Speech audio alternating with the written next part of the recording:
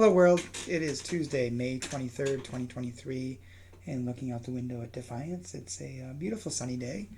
A little warmer than yesterday. It was in the low 50s, but not quite as chilly as yesterday. And I think it's going to be another warm one today and sunny. The devotion for today is entitled Clouded by Glory by Vince Amlin. And Vince bases the devotion upon excerpts from 2 Chronicles chapter 5 verses 12 through 14 from the New International Version. All the Levites who were musicians stood on the east side of the altar, dressed in fine linen and playing cymbals, harps, and lyres. They were accompanied by 120 priests sounding trumpets. The singers raised their voices in praise to the Lord. Then the temple of the Lord was filled with the cloud, and the priests could not perform their service because of the cloud, for the glory of the Lord filled the temple of God. And then Vince writes, during the pandemic, one of our student pastors preached a real banger of a sermon on Zoom. The next part of the service was communion, and our other student pastor spotlighted herself on the app and started in on a beautiful liturgy she'd written. But a few words in, the invitation caught in her throat. We all watched as her eyes filled up and tears ran down her cheeks.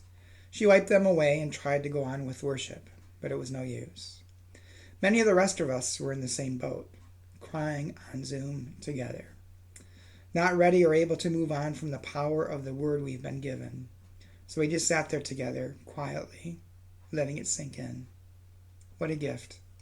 To have your worship interrupted by the glory of God, for the room to grow so thick with tears or laughter or peace or conviction that it's just not possible to carry on with your well-planned order of service. What a privilege to know God's presence for a certainty, to have it block out everything else for a long, quiet moment, to be stopped in your tracks by the one you're seeking after. I only wish it happened more. And Vince's prayer.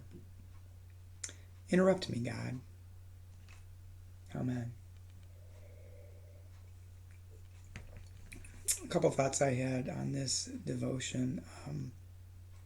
I'm a manuscript preacher, so I prepare a written document, as I really feel like I'm a better writer than I am a speaker.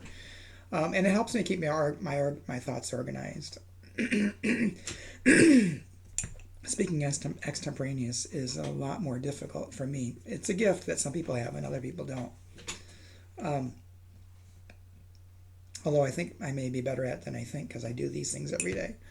But anyway, I don't know how many times I've been preaching a sermon that I wrote and something catches me and I get teary-eyed or get choked up delivering it that I didn't get in writing it, or I run through my sermons a couple times because sometimes writing things, they sound different when you speak them. So it's until you say them out loud, you don't have the right structure, the right words, or whatever.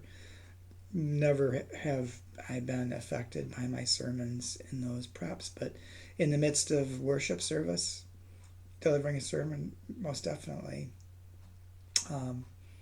Some people have accused me of intentionally doing it, and it's not planned, believe me. I just get overcome with emotion. And sometimes it's because I see something that I wrote myself. I see something in it that just never occurred to me. In a way, it reflected back on my life somehow in a way that I hadn't even thought of while I was writing it. The other thing this reminded me of is just the time in which I was considering whether to go to seminary or not. And at the moment I decided that I was, just this incredible sense of peace and calmness overtook my life. It's just indescribable. Very rare moment. And sometimes it's really hard for me even just to talk about it because it was so emotional for me. And I hope everybody has those kinds of times when you're just overwhelmed with emotion, good emotion. Because I think sometimes that's the presence of God. That's the movement of the Holy Spirit, you might say. Anyway, Hope you have a good day. Hope you have a chance to enjoy some of this sunshine, and hope to talk to you again tomorrow.